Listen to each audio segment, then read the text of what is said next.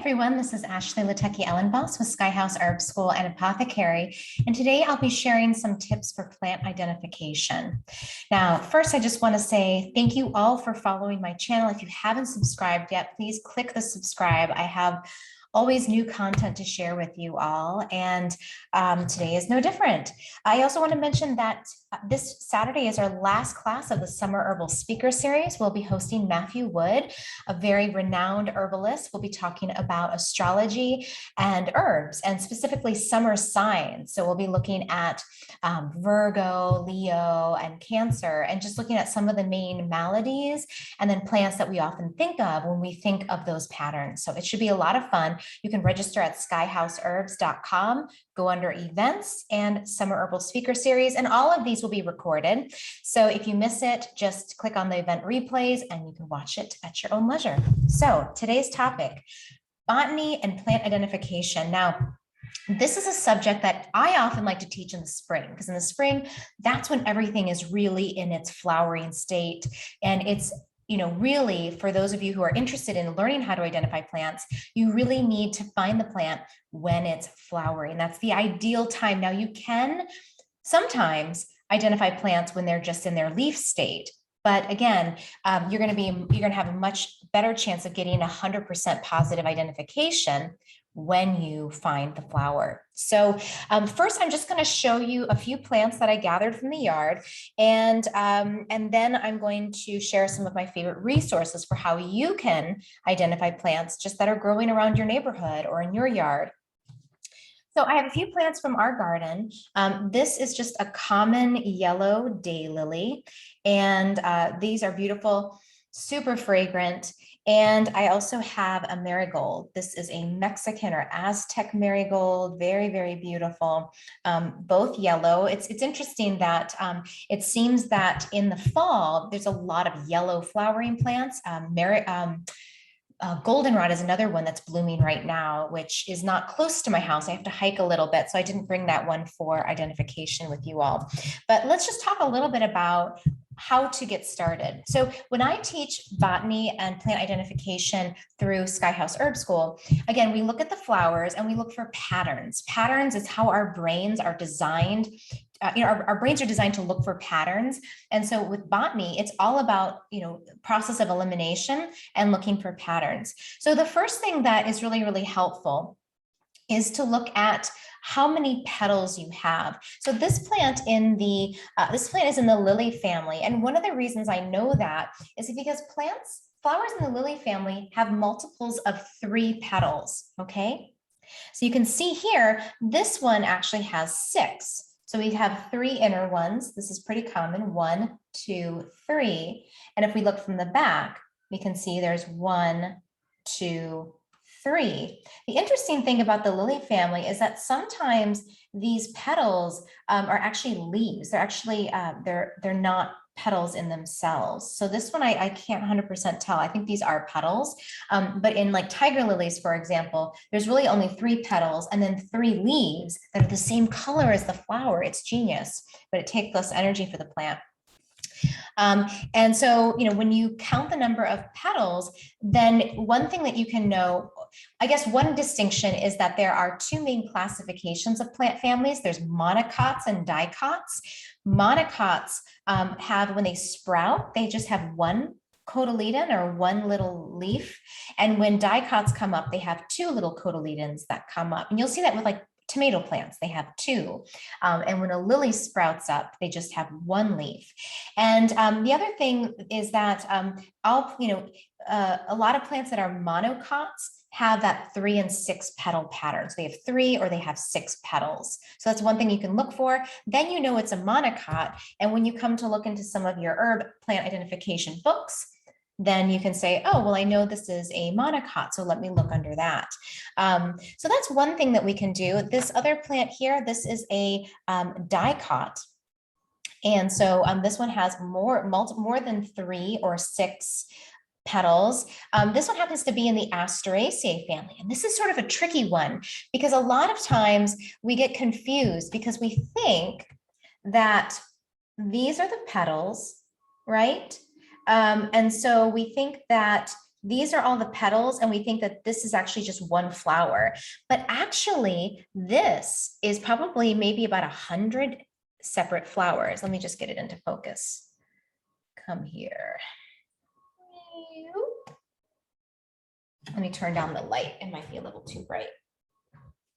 Now, can you focus? That's better.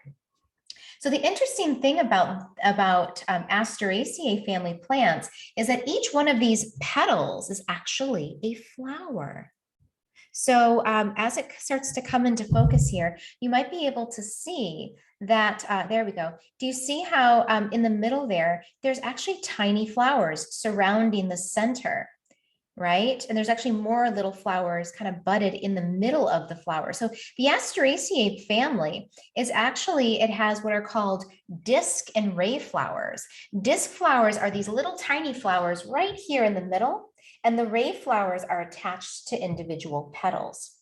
And so when we see like a dandelion, for example, we might think it's one flower. It's actually one composite. We call it a composite flower head, but it's made out of hundreds of little flowers, and every flower has a seed. So when you see dandelions that turn into those little wishy puffs, every single one of those little flower tufts had a seed at the base. And so the same thing here with our marigolds. Each single one of these petals, which is a ray flower, and every single one of the disc flowers in the middle has an egg and has a seed that can ripen, and then that can turn into another plant. So the Asteraceae family is actually a newer kid on the block. It's a very smart development in terms of plant proliferation, but it can be a little tricky because if you don't know to look for that, you might look for something that has one flower. Okay, and then different plant families have different patterns. So the rose plant family, which everything in the rose family typically blossoms in the springtime. And so these have 5 petals. Now, when we look at our classic rose, it's been bred to have more petals, but wild roses have 5 petals. And then they also have 5 sepals, which sort of are like little leaflets, bracts that sit at the base of the flower. So, we can see here, this one has a conjoined bract, right, or sepals. And with the rose family plant, you have 5. So these are all details that you can learn if you take a botany class, if you study with me, or if you study at most herb schools and they have a botany portion. But for a lot of you lay herbalists who are out there and you're just like, well, how do I find things in my yard? Do I have to know all the plant families? You don't. And you can actually learn plant families from going the opposite direction of identifying the plants. And as you identify more and more, start to pick up the pattern. So let me just share with you a few resources. First, I'm going to share books, and then I'm going to share a sneaky app, because the app will tell you everything you need, which is pretty amazing. But when I first started studying herbs, there were no apps. It was 1998 when I took my first herb class. And then when I studied herbs at MUIH, or Maryland University of Integrative Health, that was 2005. So we didn't have fancy apps or smartphones at that time. So you just used your guidebook. So this is a really good one. This is the Peterson's Field Guide to Medicinal Plants and Herbs. It was written by the late James A. Duke and Stephen Foster. This book is available for sale through Amazon, and I would recommend going to bookshop.org so that you can buy from local bookstores and they'll ship it to you at a really good rate. So that's my suggestion. Go to bookshop.org, support your local bookstore. And so this book is really, most of your guidebooks to herbs, the way that they have them set up, this one has them set up, a lot of them have them set up by color, okay? So down here we have this key. See how the bottom of the page has a yellow strip? So you would look for all of your yellow flowers under here. And then it tells you, for example, you would see the picture of the flower and then of the leaf. And so this is, it'll tell you also, how are the leaves arranged, how many petals, how many sepals. This is a little bit interesting too. So I'll just show you on this flower here. This is my daylily. These are the stamen. The stamen are the male plant part, and they're covered with, they have these little anthers which are at the tip, and they're covered in pollen. So if we can get this to focus in, we might be able to see, there we go, we start to see the pollen gathered at the tips of each stamen. Again, the stamen, these are the male parts. And then we have the style that comes all the way up. This is the female, or the pistil, the female plant part. It's usually longer and sticks out further than the male plant parts. And that actually has the egg at the base of it. So depending on whether it's a self-pollinating plant or it needs to be pollinated by a different plant, the bees or whatever pollinator will then move the stamen, the pollen from the stamen, into that little hole inside of the female part, and it'll go down and it'll fertilize the egg, and then it'll start to ripen into a seed, which is pretty amazing. But so, you know, you can't really see those. You can't really see the stamens and the those female plant parts. Sorry, guys, my phone, I guess I didn't make it quiet. I usually never do notifications. I have like 2 apps that do it, and I think I'm going to turn them off because it's really one of the most annoying things. So these flowers are so small that you'd have to go in with a magnifying glass to try to actually count the number of male parts, stamens, and then female parts. And that's just, you know, most of us, we don't have the eyes or we don't have the equipment to do that. So what we can then do instead is just, again, use the pattern recognition of our mind. We can also look at the leaves, and we can look at the leaf, the pattern in the leaf. So you can see in this leaf here, let's get it to focus in. If you can see here, do you see how all the veins of this leaf are parallel? So parallel lines usually tell you that you have a monocot. That is, and then again, that will be told you in your field guides. And then we have these two. This is a veined leaf. So you can see here, there's vein leaves. These are not parallel. They have sort of a webbed network. And so that can tell you something too. And then the nice thing about the field guides, this is another one. This is the Peterson edible wild plants. This is Eastern and Central North America, but, you know, again, you can find these for any place really in the world. They have them all over. But the nice thing is that they have a little cheat sheet in the front. So it will tell you, it has like a little, do you see that little ruler here, so that you can measure how long things are, and then it'll tell you. And then often they also have a little area where it will tell you what is opposite leaves, what is alternate leaves, right? And so then that way you can see there's also a glossary in here, so that you can know when you're looking things up, what exactly does that mean? And here is another book. This is Newcomb's Wildflower Guide. And this is another beautiful book. And, you know, again, it has just really nice, it'll tell you, this is the mint family. So this will kind of tell you it has opposite leaves. Opposite leaves are leaves that grow across from one another like this, like in the mint family. And this is opposite.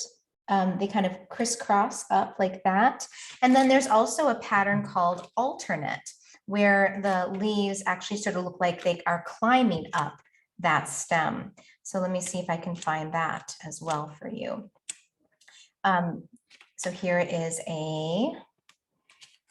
are some alternate leaves, right? See how they kind of crisscross and they grow up like that, right? So they'll tell you, you can learn a lot by using these books, because it'll familiarize you with the language of botany and plant identification. Now, let me give you, you've been waiting for, is what is the name of this app that I can use that will tell me everything right away and I don't have to know anything. Again, it's a great reference, and don't cheat yourself, you know, make sure that you do actually try to learn these things. So it's an app called Picture This. So I'm just going to open it up and I'm going to go to the home page. So this is what it looks like. And I've saved a bunch of plants to my garden, which is basically all the plants that I've identified since I've been out. And then all I do is I click this little button here, and I can take a picture. Oh, I can take a picture of myself, but I'm not a plant. But I can basically take a picture. So let's just do this one. We'll use our marigold. And I'll take a picture of my marigold. Ideally, you do it when it's, oops, Ideally you do it when you are outside, because then, it'll pick up the leaves and things like that. So I just took a picture and it pops up with this picture of the Mexican marigold. Okay. And that's really helpful. And then what I can do is I can read all about it. I can read about its habitat, how it pollinates. I can read about some of the medicinal uses, which, I would double check that because I'm not sure exactly how accurate that is. If you want to see what the app looks like, I'll show you on my phone. It's called Picture This. It's this little guy here with the little green flower in the middle. And they do have a free version, or you can buy it. I recommend buying it and getting the full version, because then you really can get, it just has more features, and it's much better if you really want to know what you're doing. So that's the cheat. And always make sure that you look through and scroll through the other photos of the plant to make sure, because there's been a number of times I've taken pictures of things and it's like, oh, that's a buttercup. And I'm like, I know buttercups. It's not a buttercup. It doesn't look like that. And sometimes it's the angle, you're too far away. So make sure that you double check and scroll through to say, yes, the leaves look the same, the flowers look the same, the habitat is the same, right? And then you always, especially if you're going to be using them for medicines or food, have 100% identification. So if you're newer to this, I would recommend going on herb walks with established herbalists in your area, or wild foragers in your area. Try to learn from them live. There's nothing better than that. And then use the app as you're out exploring to try to confirm, right? But again, always make sure 100% that you've got the right plant, because you can imagine what could go wrong if you have the wrong plant. So that's all I have for today. I hope that's helpful and gives you some ideas and maybe inspires you to get outside and see if you can identify some plants in your local area. And again, just for fun, you don't have to do anything with the plants. You can just then know their name. And next time you walk by marigold, just say, hey, marigold, and you know something about it. Or hey, goldenrod, and you know something about the plant. And I just love, that's one of my favorite things, is just being outside and being able to identify the plants, call them by their names, and know if in a pinch I needed them, I know where they are. So thank you all for watching. I hope you join this Saturday for our Herbs and Astrology Talk with Matthew Wood. Registration is free.